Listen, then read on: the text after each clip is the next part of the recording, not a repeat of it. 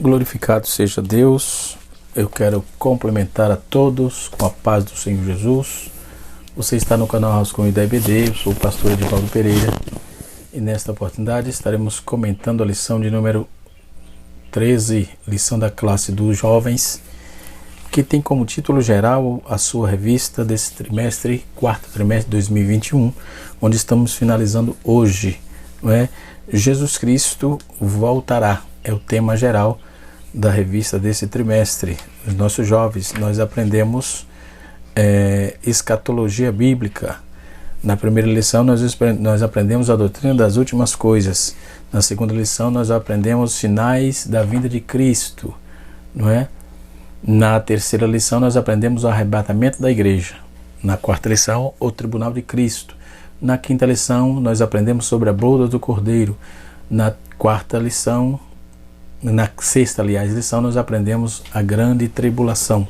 Na sétima lição nós aprendemos o aparecimento do anticristo. Na oitava lição nós aprendemos a singularidade de Israel nos últimos dias. Na nona lição nós aprendemos sobre o retorno triunfal de Cristo. Na décima lição aprendemos o reino do Messias, o milênio. E na 11ª lição aprendemos o julgamento final do novo céu e nova terra. E na lição de número 12 aprendemos também o destino final dos mortos.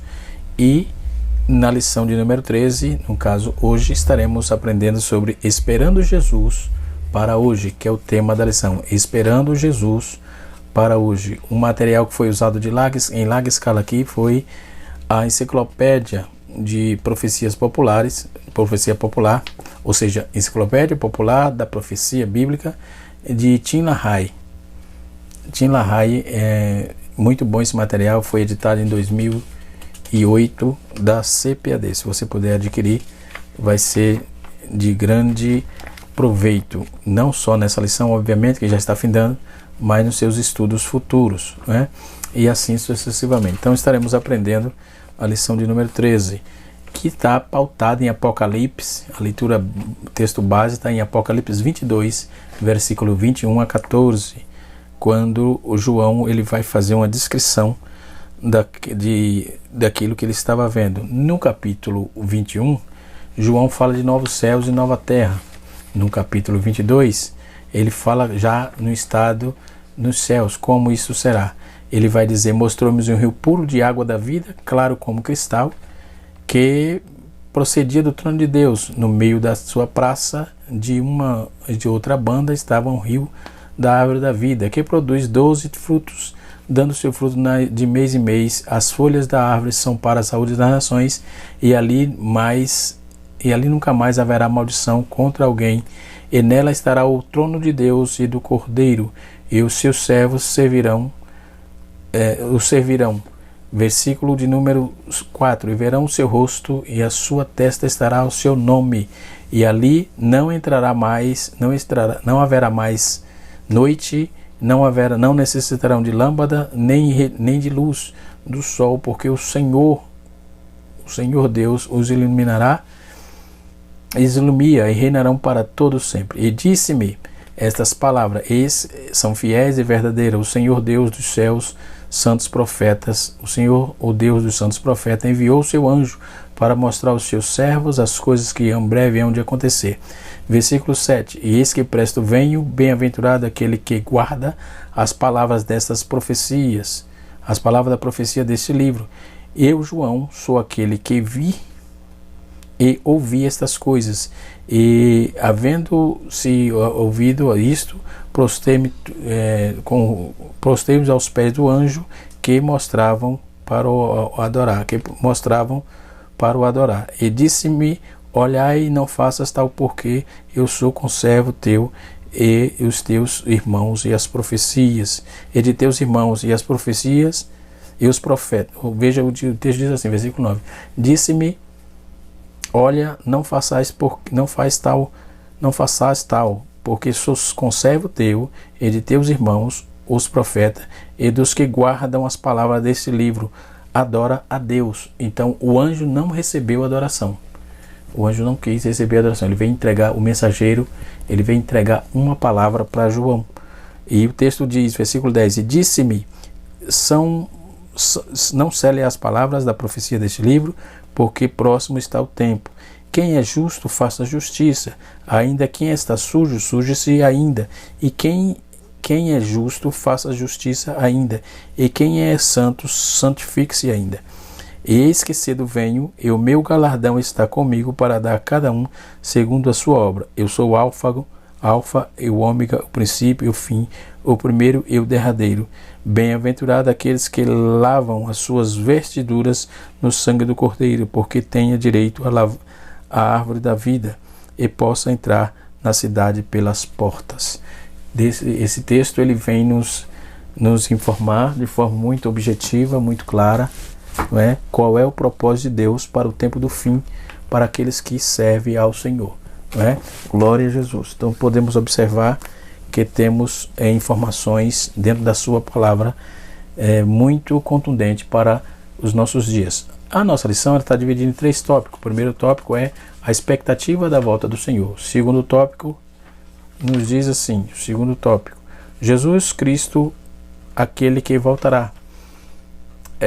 No terceiro tópico, a atitude dos crentes diante da volta de Jesus. A introdução, o comentarista sai dizendo assim: os crentes do Antigo Testamento esperavam com muita expectativa a chegada do Messias, a promessa feita no Éden, Gênesis 3,15. Os profetas Malaquias, 400 anos antes do nascimento do Salvador, ratificou aí que nasceria o sol da justiça, o Messias, a salvação, traria debaixo das suas asas, ou seja, Malaquias 4,2. Deus cumpriu sua promessa e no tempo certo o Messias veio ao mundo. Antes de sua ascensão, Jesus prometeu que voltará para nos buscar.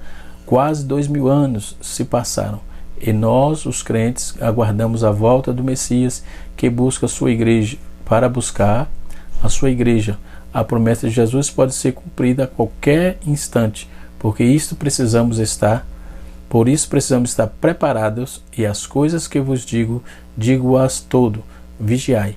Marcos capítulo 13, versículo de número 37. Capítulo 13, 37. No livro de Apocalipse, o Senhor disse, três vezes, ele disse em Apocalipse capítulo 22, versículo 7, versículo 12 e versículo 20. Ele disse assim, cedo venho. Então ele faz essa flexão de palavras apontando que virá. Então a promessa do rapto da igreja, João na ilha de Patmos recebeu aí a revelação divina, né, da vitória final do Cordeiro, né, quando ele traçou que viria, né? Então quando vamos observar que a vitória a vitória final do Cordeiro que foi morto, o qual por fim concluiria na sua missão e de maneira eternamente reinaria, ou seja, reinaria eternamente. Então vamos ver, dentro de tudo o que nós aprendemos, tudo o que nós temos aprendido dessa lição, o que nos resta é esperar Ele agora, né? Hoje, já. Então, ora vem Senhor Jesus, ou Maranata, né? Então, o rio de água viva lembra que ter saído do templo, né? Lá em Ezequiel 47, conforme eu fiz aqui a alusão, Apocalipse capítulo 22, tem aqui uma exegese interessante, que o que é estranho é que no capítulo 21 não há nenhum detalhe que descreve aí os fenômenos naturais, como água, árvores, como rio, árvores e etc. Tais como encontramos na descrição do paraíso original, lá em Gênesis, né? Então ela faz referência a isso. Então esses detalhes nos são apresentados agora, fazendo-nos lembrar não só daquele capítulo, ou do capítulo 2, mas também de Ezequiel 47, né? Que é o que eu estou falando aqui agora para os irmãos. Ezequiel 47 vai nos apresentar isso também, né? Assim como a expressão rios de água viva, lá em João capítulo 7, versículo 38, né? E nós vamos ver também com a expressão usada por Jesus, simbolizava o ministério da nova aliança pelo Espírito Santo. Então, vamos ver que esses detalhes, eles fazem nos lembrar só naquele capítulo, mas Ezequiel capítulo 47, versículo 1 a 12, o pecado expulsou o homem de um jardim e a graça leva o homem ao paraíso eterno.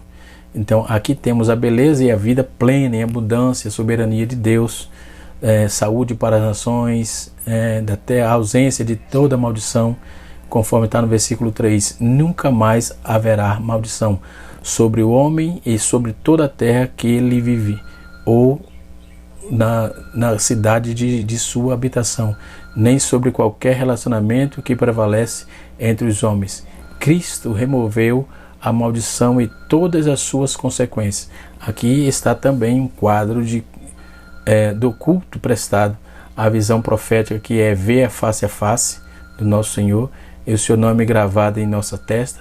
Então aqui estão mais 2 cancelamentos, ou seja, eliminação finais das coisas que perturbavam e preocupavam o homem. Então tudo na eternidade, quando Jesus voltar, essas aflições, essas agonias, essas anomalias, elas se findarão, ok? Então devemos esperar Jesus hoje. Por quê?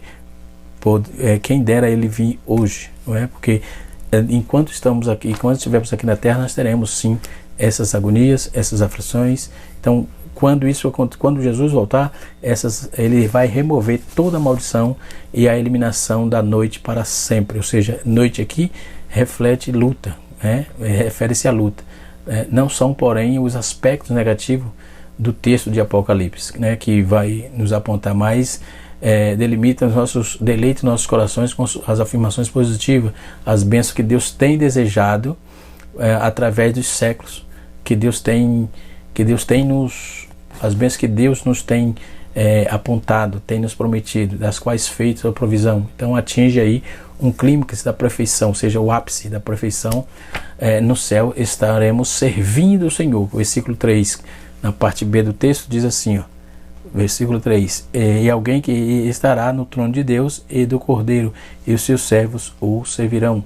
Isso é a parte B do texto. Então veremos o seu rosto, seu nome está em nossa testa, conforme está no versículo 4, ou seja, reinaremos com ele para todo sempre. O versículo 5, ele nos atesta que é a promessa, como nós encontramos em Mateus 5, versículo 8, e 1 João capítulo 3, versículo de número 2, e 1 Coríntios capítulo 15, versículo 49. Então torna-se a experiência eterna dos crentes. Se você quer ter experiência eterna, precisa obedecer agora, precisa crer agora, precisa se firmar agora, precisa permanecer agora, permanecer fiel, como se Cristo voltasse hoje, ainda hoje. Nossos dias são de 24 horas, então permaneça firme, porque ele breve voltará. Em outras palavras, teremos o caráter do Senhor, que serviremos esse caráter de um Senhor santo, de um Senhor justo, então nós reinaremos com o Senhor e nos regozijaremos, nos satisfazendo-nos eternamente com a visão da sua glória de face a face. Quando vamos ver que fazer um exame mais profundo disso, dessa cidade santa, nós vamos encontrar bastante glamour, bastante coisas assim que não é nos dias odiernos ou em qualquer cidade do mundo, a mais preciosa possível que você possa imaginar, não há de se comparar com a beleza que teremos na cidade santa.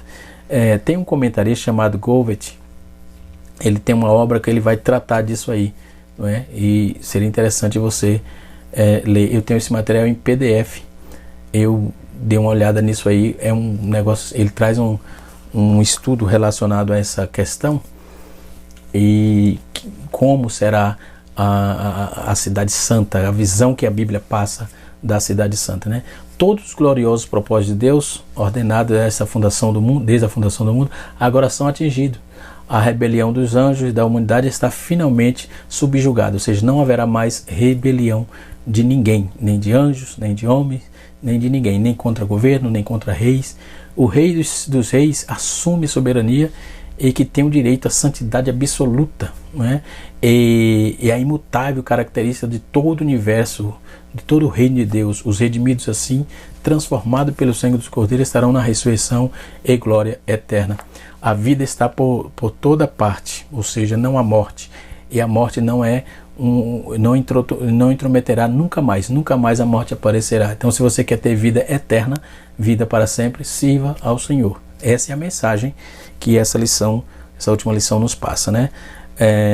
Conforme está escrito aqui. O segundo subtópico diz assim, do primeiro tópico: o compromisso da noiva com a santidade. É o que eu estou falando aqui, não é? A noiva de Cristo deve viver nesse mundo até o dia da sua volta, de forma gloriosa, sem mácula, sem rúbrica e nem coisa semelhante, mas santa e irrepreensível. Capítulo 5 de Efésios, versículo de número 27. Então precisamos viver em santidade e, se desejarmos ser arrebatados, para encontrar com o Senhor nos ares, não é?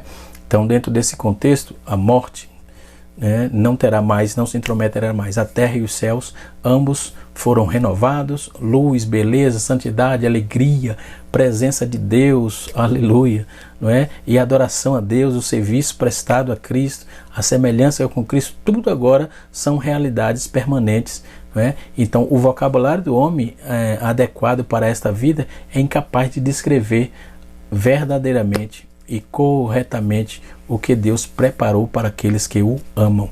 Nós vimos hoje muitas pessoas que aparentemente iludidas, né?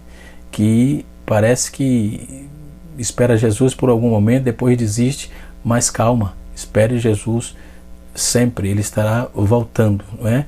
Então, ao longo da história da igreja, muitos homens e mulheres já se levantaram afirmando ter recebido revelação especial acerca da volta de Cristo.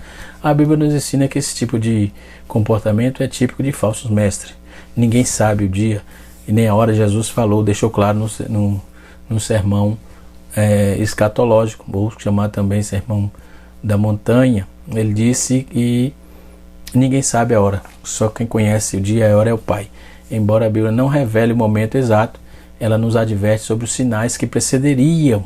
Então ela não deixa assim às cegas, não. Ela informa, a Bíblia informa que os sinais que precederiam os fins dos tempos. Diante das coisas, o papel da igreja deve ser a vigilância, pois o grande dia será de enorme alegria para os santos e de grande terror para os ímpios. Então vamos aguardar a vinda do Senhor. A igreja deve aguardar a vinda do Senhor ansiosamente, com expectativa, alegria, diante de algumas realizações humanas nessa terra. Obviamente precisamos vir, locomover, precisamos comprar, precisamos vender, faz parte da nossa vida, do nosso dia a dia, do nosso cotidiano, mas precisamos também estar atento, porque Jesus há de vir em breve. Glória ao nome do Senhor nosso Deus, né? Nós podemos fazer aqui uma observação que, em relação que o texto vai nos apontar em Mateus capítulo 25, quando ele faz uma observação da parábola das 10 virgens, né? Então nós vamos ver que as atitudes errôneas diante da realidade da volta de Cristo, precisa ter cuidado com isso, porque não cabe erro, precisa estar, se você erra e Jesus volta, e aí, como é que fica? Não é? Precisa pedir perdão, precisa crer agora, o momento é hoje, o momento é agora, amém? Muito bem, o segundo tópico da nossa lição diz assim: Jesus Cristo é aquele que voltará. Jesus Cristo é o grande vencedor, né? Nós vamos ver aqui na nossa lição, glorificar a Cristo, né? Ou seja, a função primordial da escatologia bíblica é glorificar a Cristo, depois de falar sobre a gratidão, o galardão. Aliás, Jesus declarou: eu sou o alfa, o ômega, o princípio e o fim, né? O primeiro e o derradeiro. Apocalipse 22:13. Durante a revelação do Apocalipse, o Cordeiro é glorificado, sendo o único digno de desatar o selo e abrir o livro. Capítulo 5, verso 5 de Apocalipse. Então Jesus Cristo é o único que pode salvar o homem. Jesus Cristo é o único que pode purificar o pecador. Essas mensagens têm que continuar sendo pregadas enquanto Cristo não volta. As atitudes errôneas, por exemplo, que alguns têm com respeito à vinda de Cristo. Muitas pessoas agem de forma inconsequente diante das promessas de Cristo, porém a Bíblia nos ensina que qualquer comportamento contrário à vigilância não é atitude de quem realmente é nascido de novo. Quem é nascido de novo está esperando Jesus hoje, agora. Então a atitude dos servos do Senhor, que está esperando a volta de Jesus, é vigilância, santificação, irrepreensível e boas obras, né? Jesus foi quem disse isso, né? No capítulo, em Tito, capítulo de número 2, versículo 14, 12, 11 a 14, ele diz assim: porque a graça salvadora de Deus se há manifestada a todos os homens, ensinando-nos e renunciando-nos à impiedade e às inconsequências mundanas, vivemos nesse pré-século a justa piedade,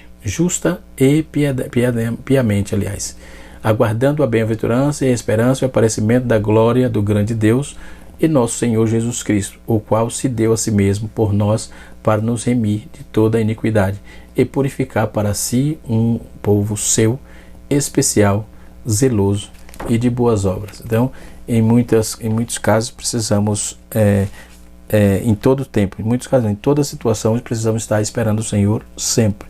Qual é a atitude dos crentes diante da volta de Cristo? Não é? Amar a vinda de Cristo, desfrutar a suficiência de Cristo e viver segundo a graça de Cristo, né? Nós temos que viver segundo esse prisma. E o comentarista ele usa aqui dois assuntos importantes, dois subsídios da Bíblia de Estudo Pentecostal, né? Da Bíblia de Estudo Pentecostal, nas páginas 441, onde ele vai usar aqui 1441, onde ele vai usar subsídios interessantes para o aprendizado nosso, onde ele vai fazer uma alusão interessante quando diz assim: a advertência de Cristo aos seus discípulos, a advertência de Cristo aos seus discípulos, 441, achei, 43, 42.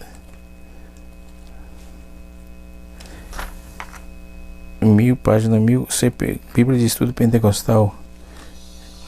Isso, 1000 página, estudo no caso. Página 1941, onde ele vai trabalhar aqui bem as parábolas das 10 virgens e etc e tal. Entendeu? São fatores assim que nos leva aí a um conhecimento interessante do que Jesus disse, não é? E ele vai fechar aqui a hora que não penseis, onde ele trabalha aqui essa proposta. Então precisamos entender de todo o texto de Cristo sobre que Jesus Cristo trouxe com respeito à predominância da cidade santa, com respeito à vida dos salvos na glória, com respeito à informação. São verdades que são ditas para que nós possamos mantermos a nossa fé firme em Cristo, vivendo em Cristo, crendo em Cristo, tendo a convicção que Jesus vai voltar e que a sua igreja estará com ele em glória. Bendito seja o nome do Senhor, que a sua igreja estará firme e forte em glória, não é? Então, quando vamos ver que nunca mais teremos maldição, isso já é um grande feito, né? A primeira declaração, que é quase idêntica à declaração de Apocalipse 1, ele vai dizer que exceto foi mencionado servos, João como servo. Então, dos espíritos dos profetas são as faculdades mentais dos profetas despertadas e vividas pelo Espírito Santo, né? Do mesmo modo, aí no versículo 7, somos levados de volta no capítulo, onde é a ordem é guardar a palavra das profecias desse livro, não é? Apocalipse 1, verso 3, Apocalipse 3, verso 8, Apocalipse verso 8, verso 16, Apocalipse 4, 14, aliás, versículo número 12, e Apocalipse 12, versículo 17. Tudo vai trazer essa advertência: guardar as palavras da profecia desse livro. Então enfatiza a verdade que estamos prontos demais, estamos prontos para viver esta verdade. Precisar estar de prontidão, precisar estar firme, não é? E assim sucessivamente. Que Deus continue abençoando a sua igreja. Então a vinda de Cristo é um tema preeminente, não é? Dentro do contexto todo. Ele diz, o texto, que é muito contundente. O texto diz que ele vem sem demora, no versículo 12, não é? De Apocalipse 22. Então está dizendo que o segundo advento ocorrerá logo após João completar essa escrita desse livro, ou seja, quando João terminasse de escrever, ele estaria apresentando toda a revelação com respeito ao tempo do fim. Então, antes significa os acontecimentos da segunda vinda, que acontecerão depressa, numa rápida sucessão em que alguns serão tomados de surpresa. No versículo 13, repete o título de Cristo, não é? que é conhecido como que é concedido a Deus. As categorias relacionadas aqui terão barrada encontrada na cidade santa.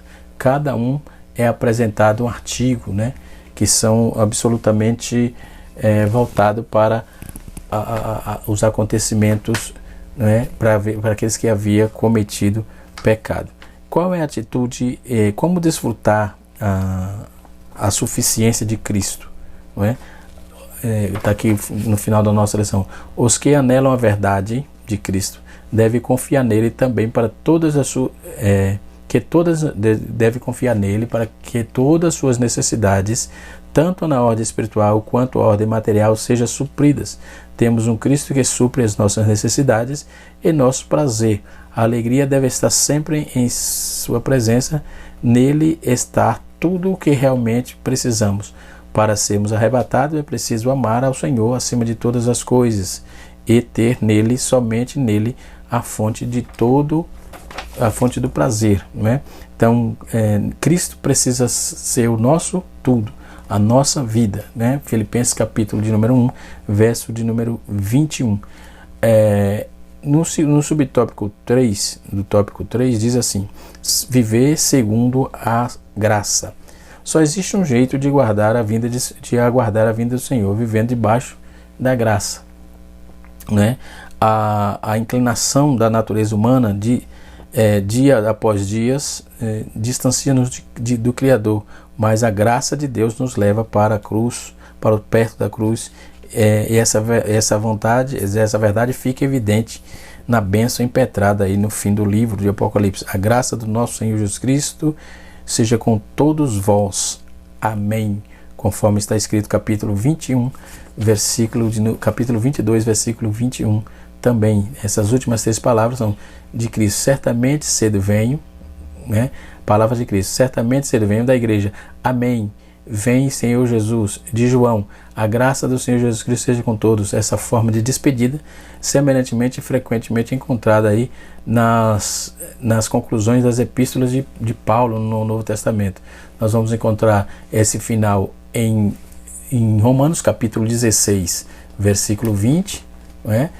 E versículo 24, nós vamos encontrar em 1 Coríntios capítulo de número 16, versículo 23, nós vamos encontrar esse final também em Efésios capítulo 6, versículo de número 24, e em 2 Timóteo capítulo 4, verso 22, e Hebreus capítulo de número 13, versículo de número 25, e 1 Pedro capítulo de número 5, versículo de número 12, e etc. Nós vamos encontrar dessa forma exata aí que se encontra aqui. Então nós vamos ver que esse texto vai dizer: a graça do Senhor Jesus Cristo seja com todos. Então essa expressão nós vamos encontrar continuamente nesses textos que eu citei aqui e afins, né? E outros textos também nos vislumbra isso. Então desta forma exata vamos encontrar. Conforme esta disposição vai aí chegando, nós vamos chegando ao fim, né, de nossos dias, de tudo que tem na terra, e nós vemos aqui que vai as consequências da rejeição da palavra. As 3 palavras finais tornam-se cada vez mais preciosas e vitais, né, para os nossos dias. Então precisamos ter certeza e convicção de que Jesus está voltando.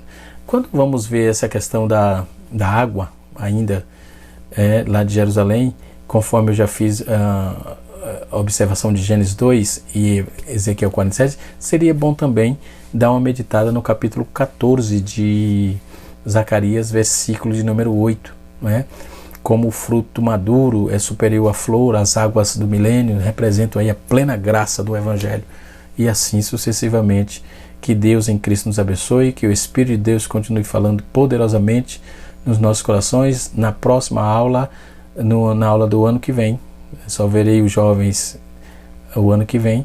Na aula do ano que vem nós vamos começar o primeiro trimestre dos jovens no livro de João, carta, Evangelho segundo escreveu João, ali onde ele mostra Cristo. Cristo no livro de João, é isso que vamos estudar, a Cristologia joanina, né? Que Deus abençoe a todos e até a próxima aula, se Deus assim nos permitir. Canal Rascunho da EBD, ensinando para transformar vidas. Se você gostou desse conteúdo, você deixa o seu like, Se você ainda não é inscrito, se inscreva no nosso canal, compartilhe esse vídeo para que possamos alcançar mais pessoas com a sacrossanta Palavra de Deus. Um abraço a todos, desejo a todos boas festas, um feliz ano novo para todos na bênção do Senhor.